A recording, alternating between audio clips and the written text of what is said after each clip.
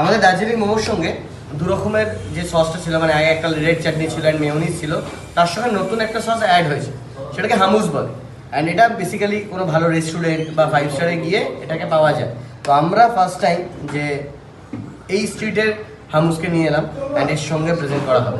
ওকে, তো এই থাকছে হচ্ছে দার্জিলিং মোমো, রাইট? কপিস থাকবে 12 Darjeeling piece momo? 12 piece 12 piece ও 12 পিসই থাকছে? 12 পিসই থাকছে। মানে যেটা গডস কিচেনের সবথেকে বড় ইউএসপি সেটা হচ্ছে তোমরা যাই মোমো খাও না কেন 12 পিস থাকবে। তো এই হচ্ছে দার্জিলিং মোমোর শেপ আমরা দেখতে পাচ্ছি, পুরোটাই দার্জিলিং স্টাইলের। মানে এর আগে আমরা যেটা খেতাম সেটা হচ্ছে পুরোটাই নেপালি স্টাইলে, তাই তো?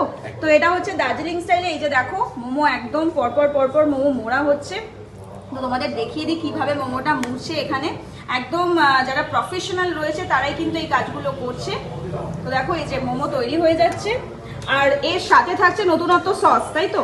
প্রাইস থাকছে কত? 70 রুপিস